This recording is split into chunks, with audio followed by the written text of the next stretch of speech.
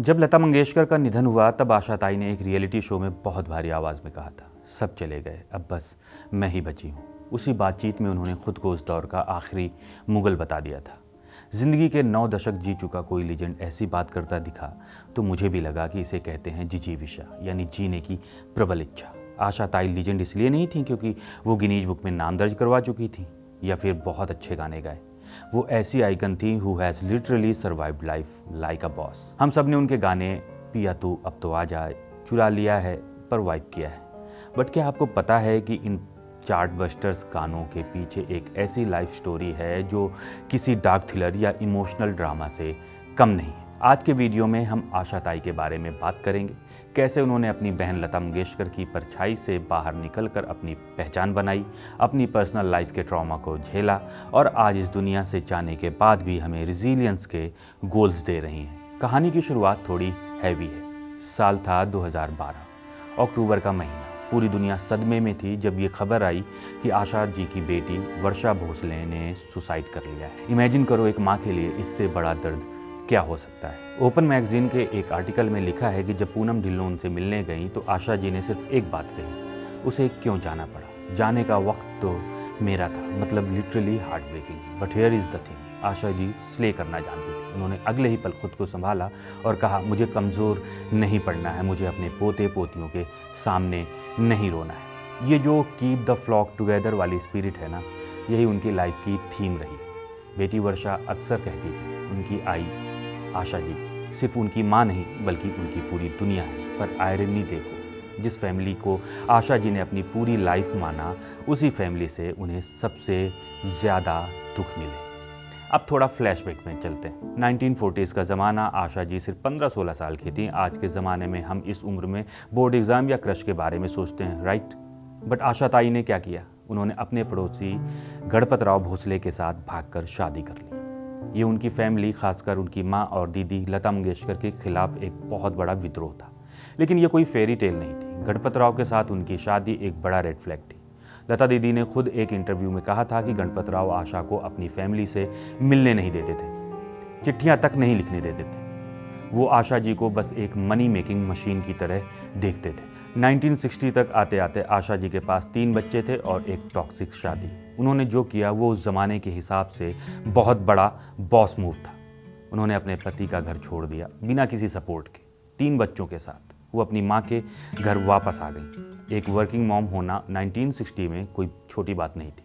वो पागलों की तरह काम करती थी ताकि अपने बच्चों को वो फ्रीडम दे सकें जो उन्हें कभी नहीं मिली। अब आते हैं उस टॉपिक पर जो गॉसिप लवर्स का फेवरेट है, Lata versus Asha, the big sibling rivalry. सोचो आपकी बड़ी बहन गॉडेस ऑफ म्यूजिक मानी जाती हो, जिसकी आवाज़ हर घर में गूंजती हो। उनके साय में अपनी जगह बनाना कितना मुश्किल होगा। इसे कहते हैं डबल डेकर डिलेमा। उनको एक तरफ मुकाबला करना था उस जमाने की मशहूर सिंगर शमशाद बेगम और गीता दत्त से, और दूसरी तरफ थी उनकी खुद की बहन लता मंगेशकर। आशा जी ने एक बार राजीव मसंद को इंटरव्यू में कहा था, दीदी मेरी मदद कर सकती थी पर उन्होंने नहीं की। ये काफ़ी बोल्ड स्टेटमेंट था। लोग कहते हैं कि लता जी का फिल्म इंडस्ट्री में इतना दबदबा था कि आशा जी को सिर्फ वो गाने मिलते थे जो लता जी रिजेक्ट कर देती थी, जैसे कैबरे नंबर्स, वैम्प वाले गाने या तेज बीट वाले गाने। लेकिन वक्त के साथ उनकी यही स्ट्रेंथ बन गई। जहां लता जी की इमेज एक इंटेंस सिंगर की थी, आशा जी एक्सपेरिमेंट करती थी। उन्होंने हिंदी गानों में पहली बार सॉरी और लव जैसे इंग्लिश वर्ड्स यूज़ कर दिए। उन्होंने अपनी आवाज़ को एक्ट्रेसेस के हिसाब से मोल्ड किया। अगर गाना हेलन पर है तो आवाज़ में हेलन का लहजा ले आती थी। वो क्लासिक नहीं, वो कूल थी। उनकी लाइफ का सबसे वाइब हैवी चैप्टर था आर.डी. बर्मन यानी पंचम दा के साथ उनका कोलैबोरेशन। ये सिर्फ म्यूजिकल हिट्स नहीं थे, रिलेशनशिप गोल्स थे। 1980 में उन्होंने शादी की। दोनों ही म्यूजिकल जीनियस थे और दोनों की लाइफ में पहले कभी केओस रह चुका था। यादों की बारात, तीसरी मंजिल और सागर। उन्होंने जो म्यूजिक बनाया वो आज भी जेंजी की प्लेलिस्ट में लो फाई बनकर गूंजता है। लेकिन यहाँ भी लाइफ ने उन्हें कर्व बॉल फेंक दिया। 1994 में पंचम दा की डेथ हो गई। आशा जी फिर से अकेली हो गई।